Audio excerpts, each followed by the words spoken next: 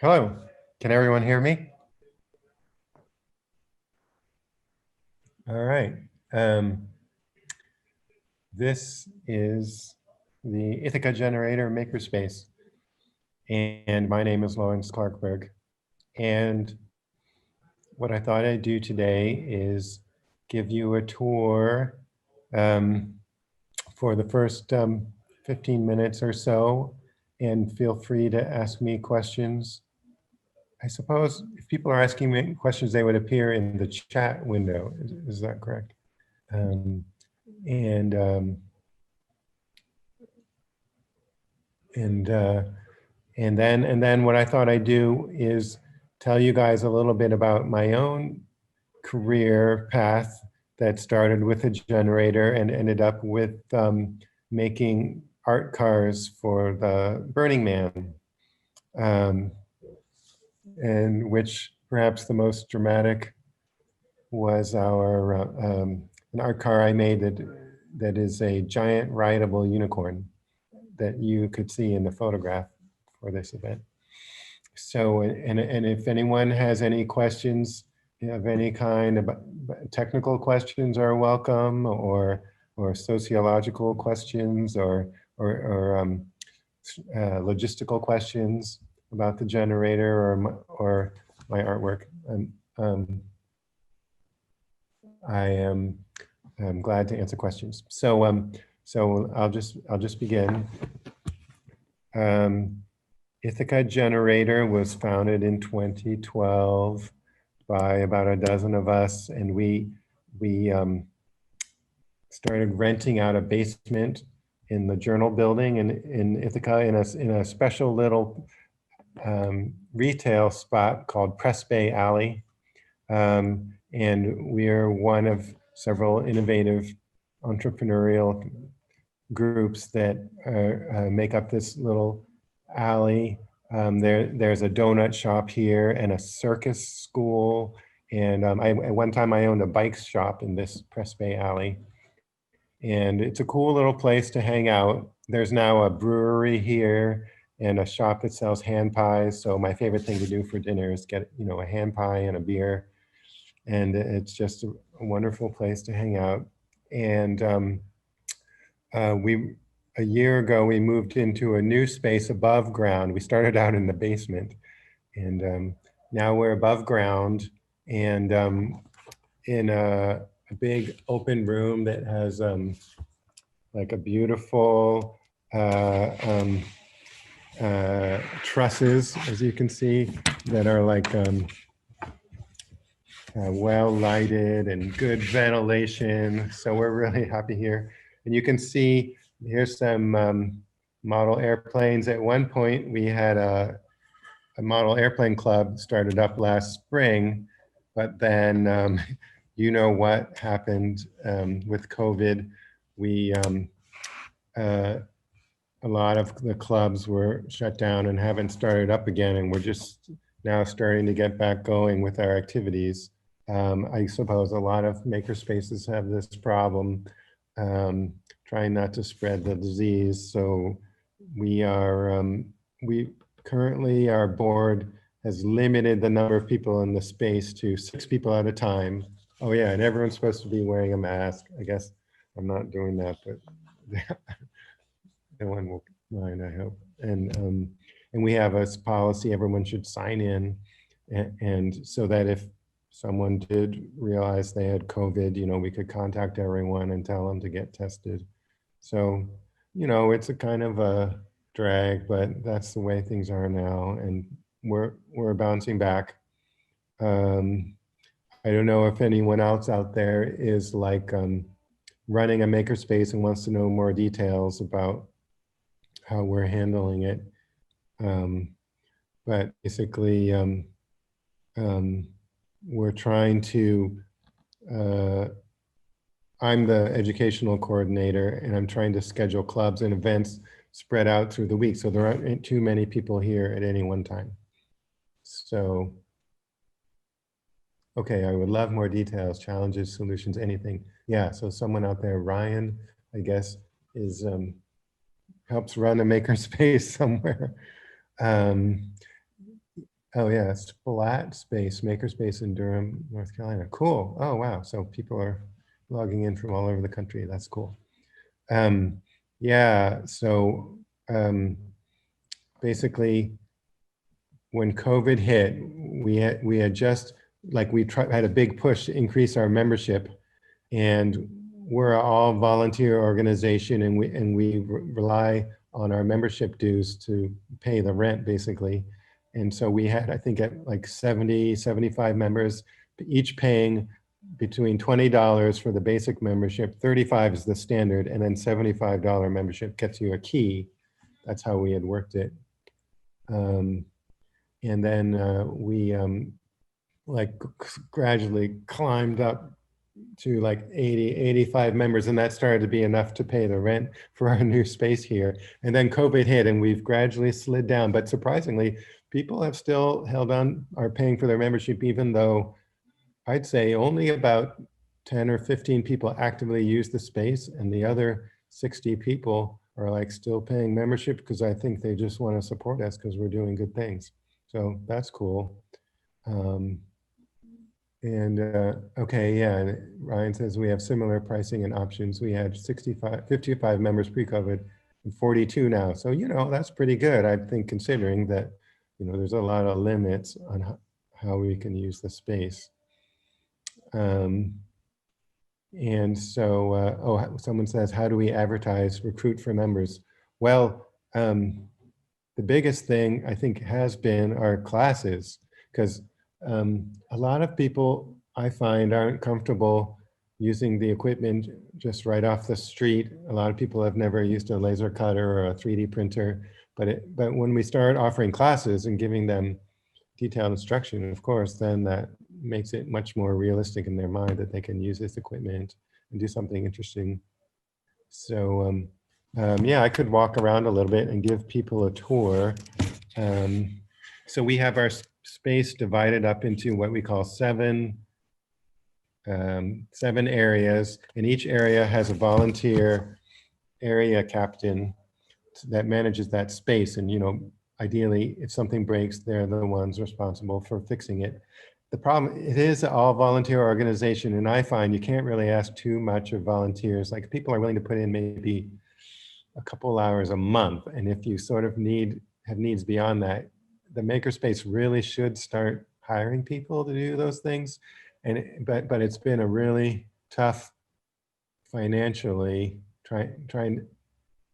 Even the thought of getting an employee would like put us in the red so quickly that we can't even really conceive of that. But we have started to pay people to teach classes, just a sort of almost a token payment. And we're paying me, the educational coordinator, to coordinate our classes that we're offering.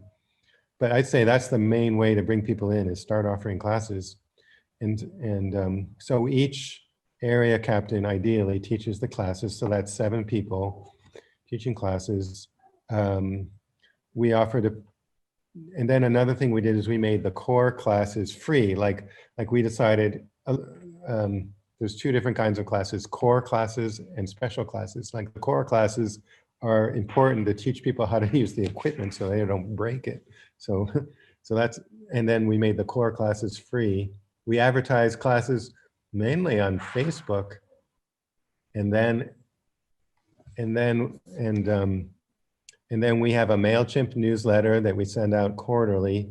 And then once people become a member, we use a Google. We have almost too many ways to communicate, frankly. The main one I use is we have a Google Groups, but that's a lot of email traffic on sometimes the topics that are kind of petty. And so if someone's like generating a lot of email, we encourage them to move the discussion to, we have both a discuss website, which is like a forum, and some people started a Slack also, which each one has strengths and weaknesses. And then someone asked, do we have online classes? We put our laser cutter instruction online. The area captain for the laser cutter made a really nice video, and that's something I think you can put online. but you really can't put like a woodworking and metalworking online, because like you need to be able to like push the piece of wood through the table saw to get a feel for what that's like. So I don't think that's ever possible. But the main thing we did for COVID safety is we just started offering our classes one-on-one. Like, you know, that's and then while you're teaching a class, everyone wears a mask and sanitizes. And that's been going okay. I've taught maybe 4 or 5 classes one-on-one since COVID. And it went great. In fact, sometimes it's really nice to just work one-on-one with a person. Does that answer your question, Ryan? We do want a prototype 3D printer classes by Zoom, in which we would give our 3D printers a 3D printer to someone to take home, and then they could check in by Zoom, and we'd show them how to use it over Zoom. And that's just very highly experimental. I don't know if that's going to work, but we're going to try it. And we do have a bunch of extra 3D printers because I don't know if you other guys, Makerspaces, were involved in this, but we had a really great PPE project, personal protective equipment, you know, PPE. Like if you recall, back in March, there was a shortage of face shields, and like medical professionals were like, oh my God, I need a face shield. But we can't order them. They're all sold out and blah, blah, blah. And so everyone was kind of panicking. And then they couldn't really gear up the industry quick enough to produce them with injection molded making. And so the Makerspaces banded together in this area and elsewhere, I think. And we did a Facebook campaign and got about I'm not sure how many 3D printers, and we started giving them to people and then coordinating. They would make the headband. I can show you in a minute. People would make the headband at home with their on the 3D printer, and then they'd bring it here, and other people would attach the face shield, which we made out of overhead transparencies. I can show you that. And then it's unbelievable. Like we made and distributed over 30,000 of these face shields. And I thought it was just very heroic of everyone. Here's like a bag of the headbands that we have, you know, and we, before we sent them out, like we sanitized them and did all that sort of thing.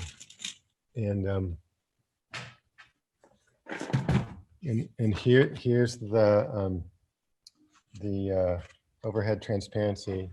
So, you know, the headband like this, and then we had to get these holes punched in it to fit onto the headband.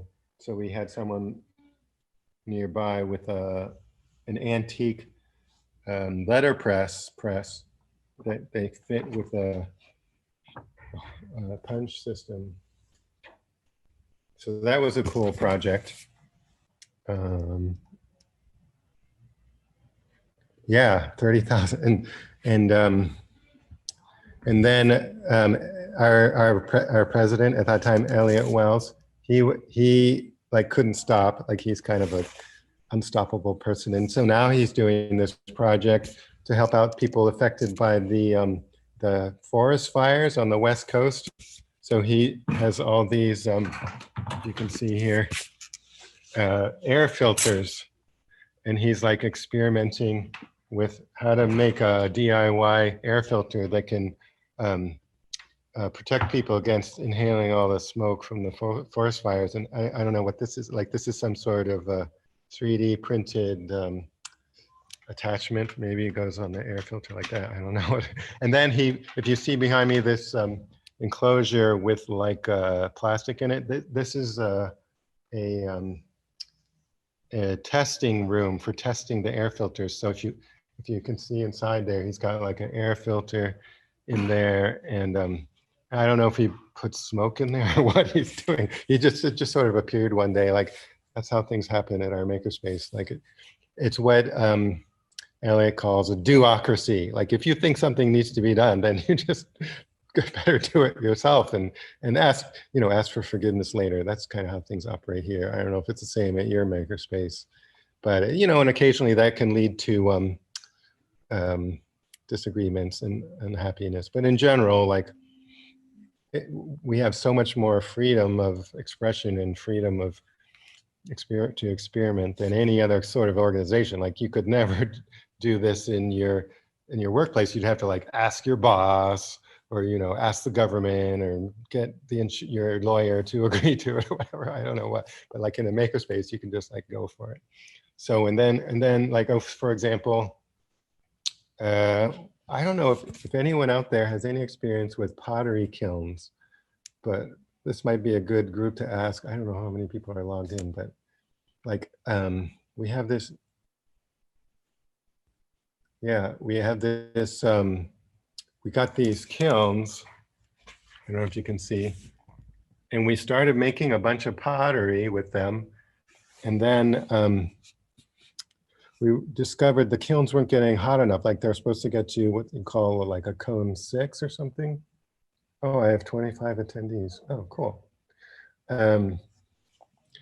But then we discovered the power supply in this building only goes up to 208 volts, but the kilns are sort of expecting 240 volts.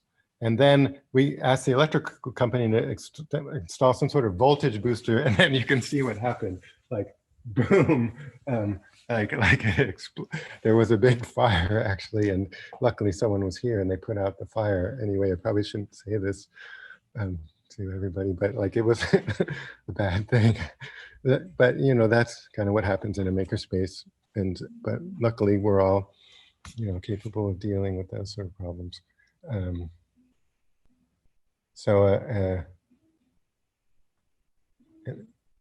Oh, I see. And someone's people are also on YouTube, I guess. That's cool. So our pottery area is kind of out of commission right now. And I mean, if somebody knows a good way to make a 240 volt kiln work with a 208 volt system, definitely contact me, because we are trying to figure that out.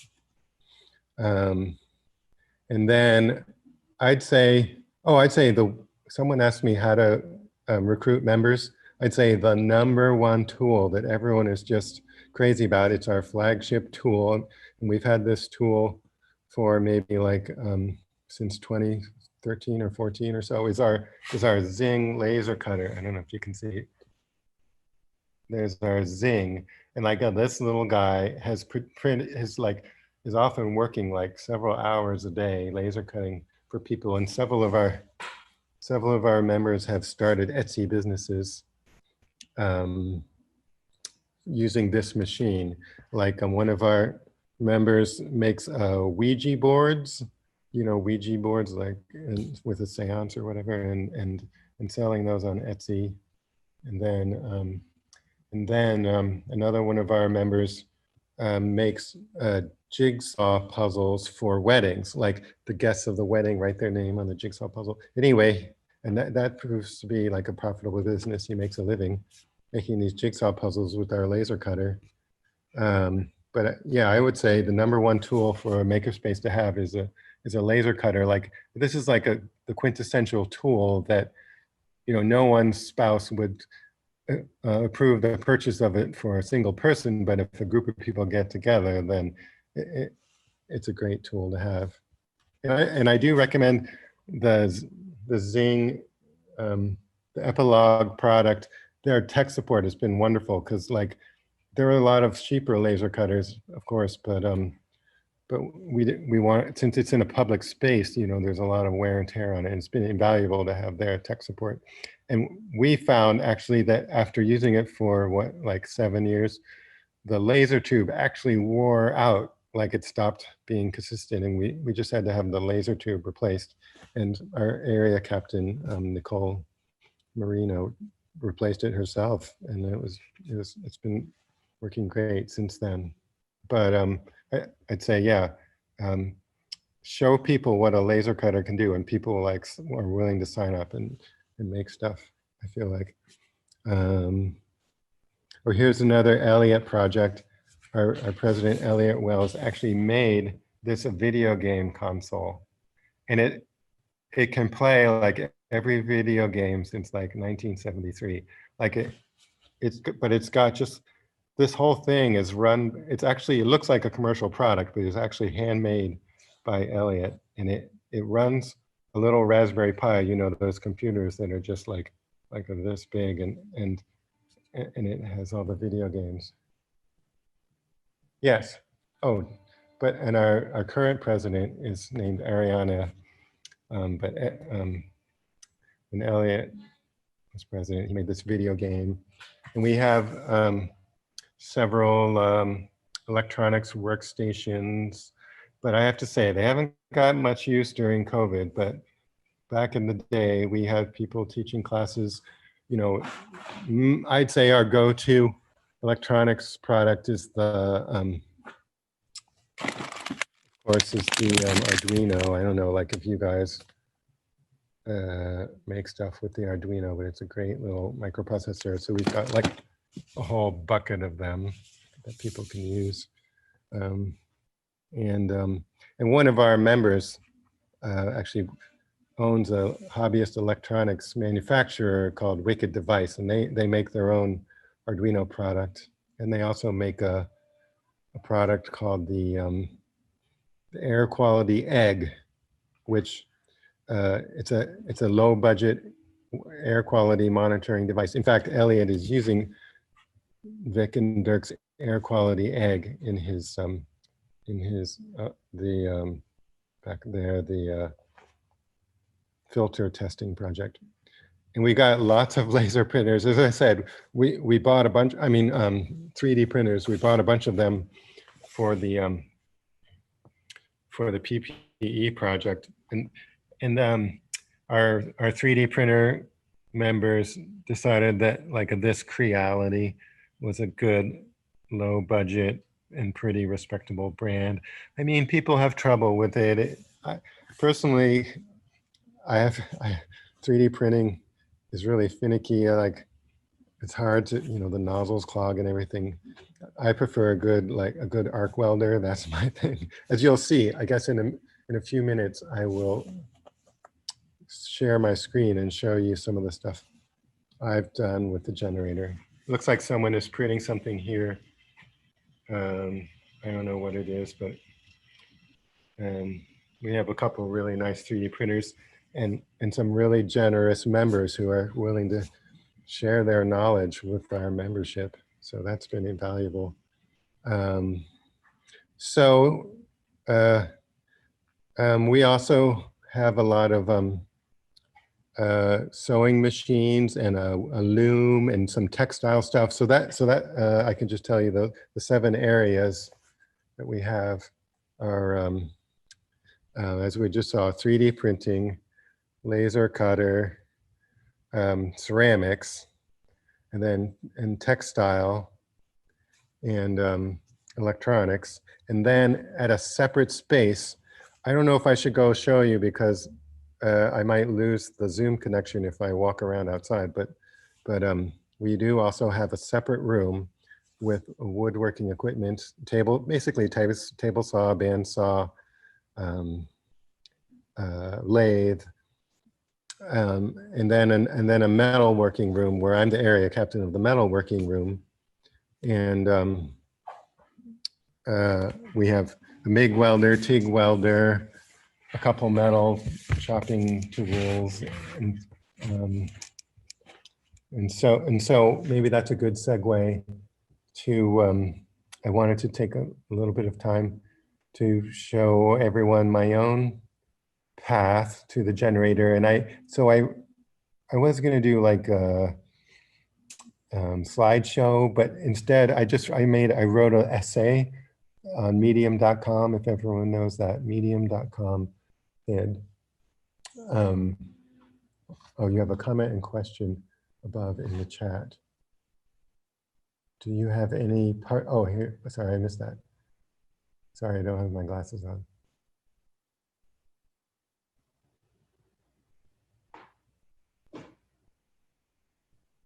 Oh, someone did say Your kiln might support 208 volt heater wire instead of 240 volt heater wire. Okay, so we'd have to rewire it. That's interesting. Also from, let's see, Eric knows Elliot. Do you have any partnerships, collaborations, or sponsorships from local businesses, the city of Ithaca, or the schools in your area? Oh, that's a great question. Thank you, Ryan. We have a couple partnerships with an art organization called the Art Hive. And basically they offer free art making every week or so to the public. And they have these shelves over here with all kinds of art supplies. I don't know if you can see, I'm waving my hand around. Like, you know, paintbrushes and crayons and markers and paper. And they basically just say, hey, everybody, let's make art for a couple of hours. And then people come and make art. And they've been hit hard by COVID, but they've just started reopening. When it was nice weather, we were able to do artwork outside. We have a really nice courtyard here in Press Bay Court. So that's one partnership, the Open Art Hive, it's called. And I don't know if you have that in your town, you could definitely hook up with them.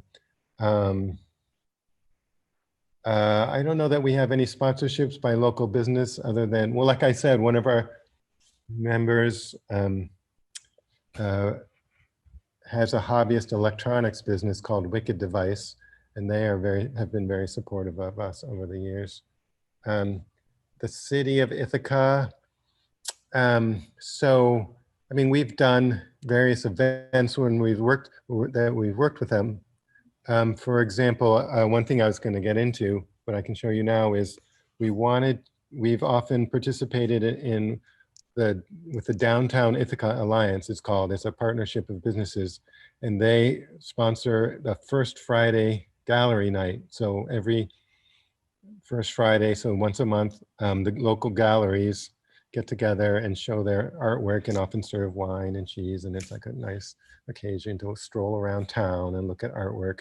But so we're actually, they did that only by Zoom for the last few months, but they're just starting to do that in person again. And so if you notice this red curtain behind me, this is gonna be like a special art space that me and my other friends are trying to set up.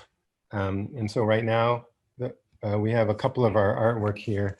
And one is, this is a giant illuminated lotus that my friend Doug Shire created. And we also created this, we call it the infinity bar. It's basically, by day, it doesn't look that dramatic, but by night, there's LEDs embedded around the edge of the bar, and there's mirrors so that the top and sides of the bar look like they extend into infinity. And I'll show you a picture of that in a second.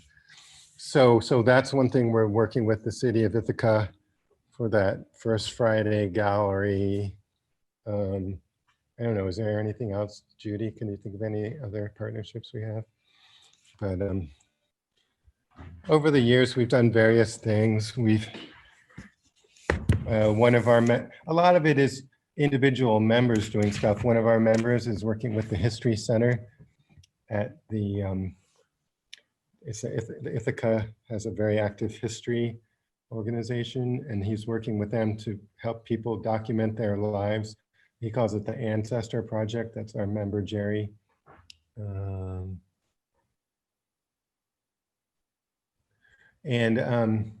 One of our members is a school teacher at the New Root School, a math teacher, that would be Lee.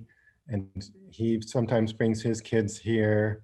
And we never really quite got a formal arrangement with them, but they often come hang out here. They're nearby, they're just a couple blocks away. And we have in the past had formal arrangements with groups of Cornell students, like sometimes their lab or their workshop will be broken and they need to use a laser printer to finish their projects. Like there was a group of architecture students who used our laser cutter for one semester. And we just tend to make individual arrangements with them. Oh, and then another partnership that we just started just this month is to offer a community bike clinic. And so we have an organization in town called Bike Walk Tompkins. And we've offered to host their weekly bike clinics. So like, okay, they made this sign. I don't know if you can see that. Free bike tune-ups today. And then this cart is full of bicycle stands and bike tools. And we just have been setting up in the courtyard. I guess I can show you the courtyard.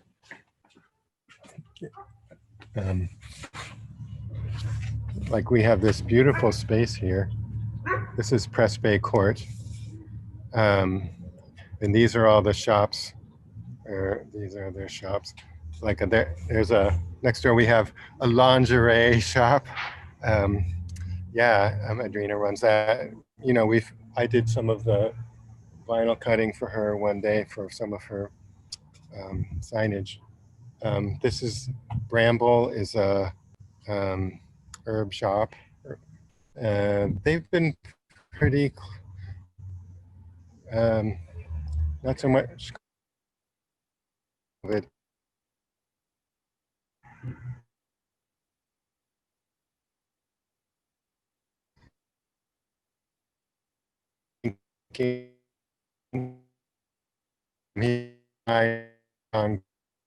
And he installed these beautiful, whoops, looks like my internet connection is unstable.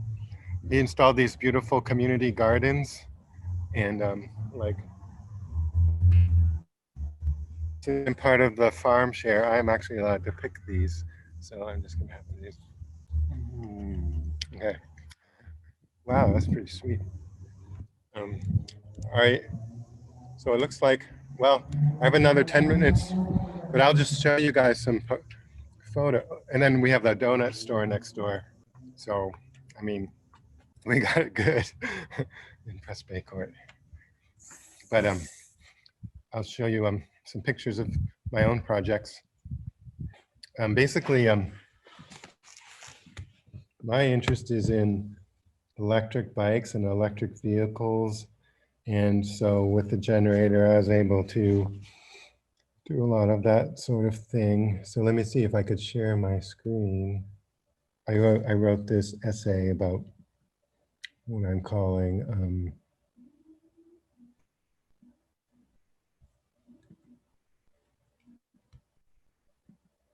here's our website, by the way. And I just spent a lot of time coordinating a lot of events and putting them on this calendar. So this is where you can see what we've been up to. And then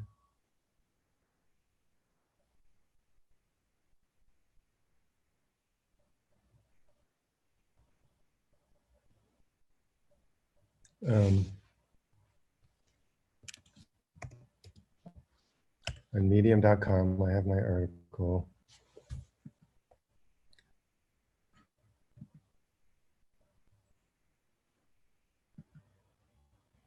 Ithaca Generator and beyond. And so what I wanted to tell people about is my descent into the underground world of makerspaces and Burning Man art bikes.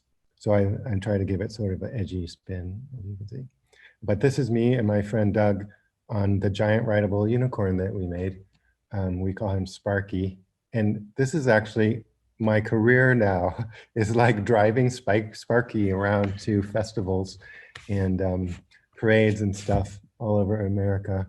And this is us at Burning Man. You can see the little man in the corner there.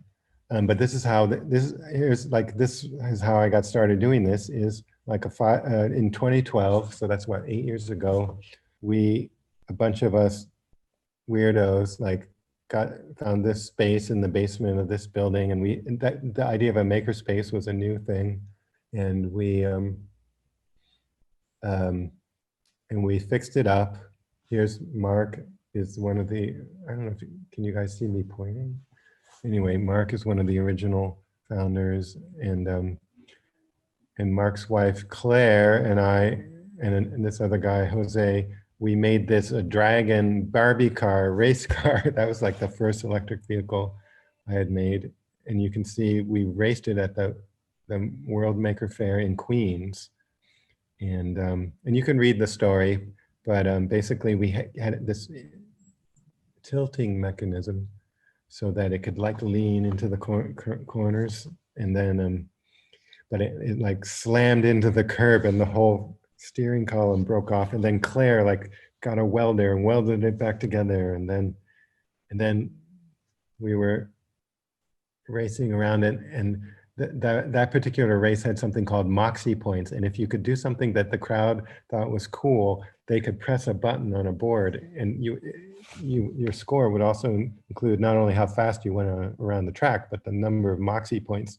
And so Claire's son Casper, he was just like 8 years old at the time, he lit the tongue of the dragon on fire, and then I just can't believe like how many parents would let their children do that. But and then the crowd went crazy, and we got so many Moxie points that we took second place. Anyway, that was fun.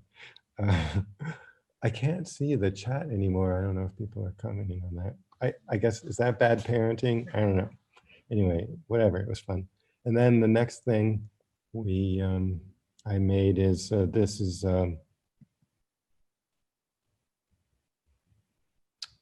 what I call the Mega Wagon. And Ellie and I came up with this idea, and we got a grant from the Community Arts Partnership. Someone asked if we had partnerships. That's a local organization that supports the arts, and they gave us a few $1,000s to build what they call a kinetic sculpture derby. So basically things that roll and people put on costumes and have a big parade. It's a lot of fun. And we wanted to get something like that going in Ithaca, so I made this Mega Wagon.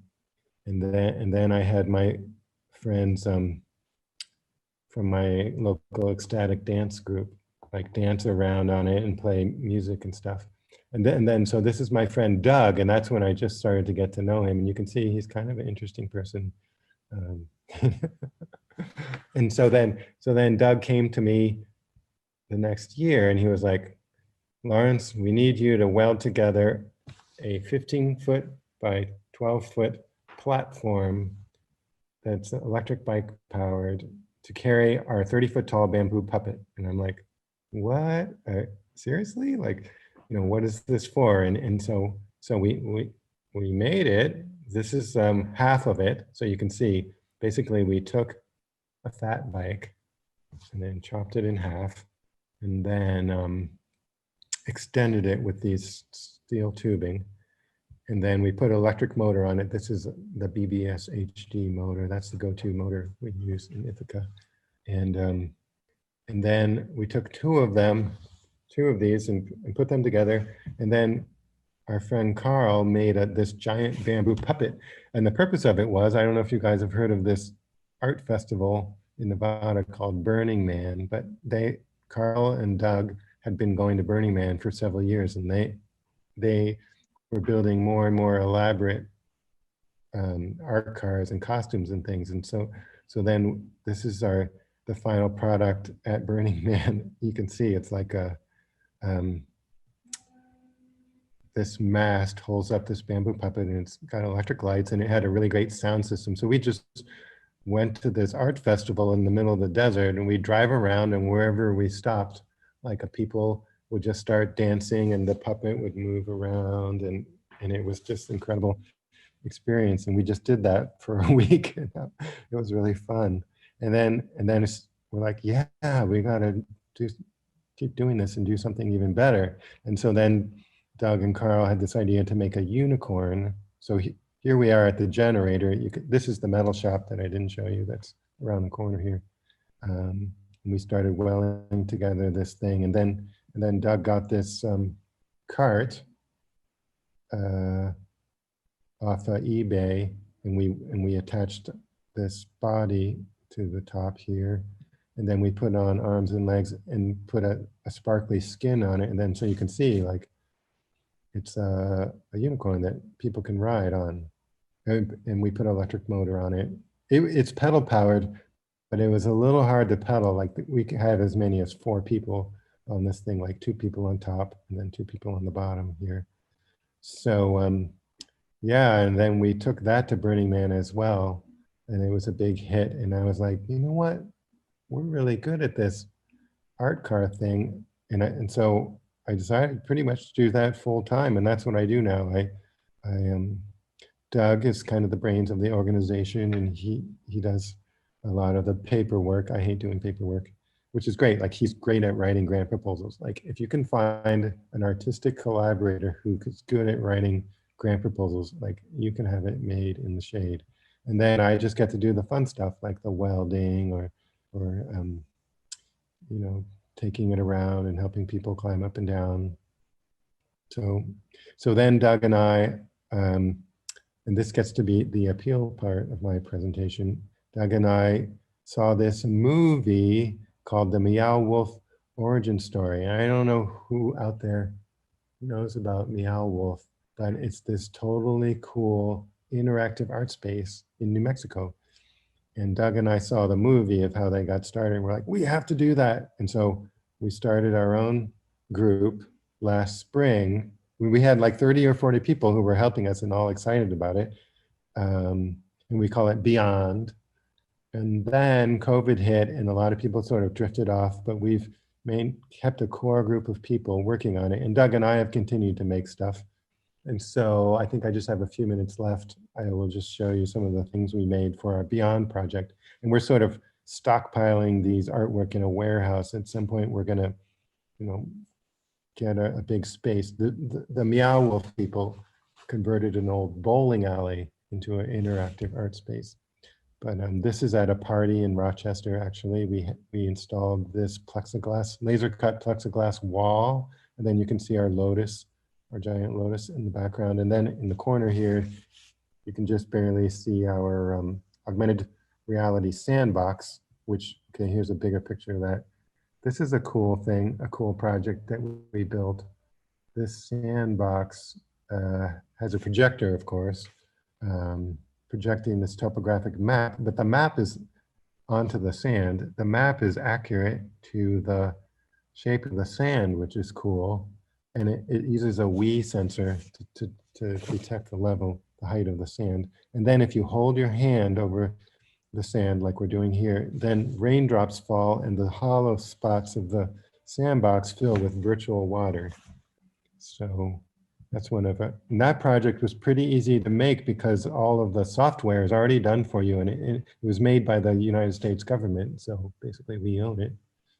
And then another project I showed you are Beyond, our Infinity Bar. And here is actually in Doug's garage when we first turned on the infinity mirror, and it's like, whoa, that's very cool. And here's another photo of the bar in progress and a little fridge in there. So yeah, and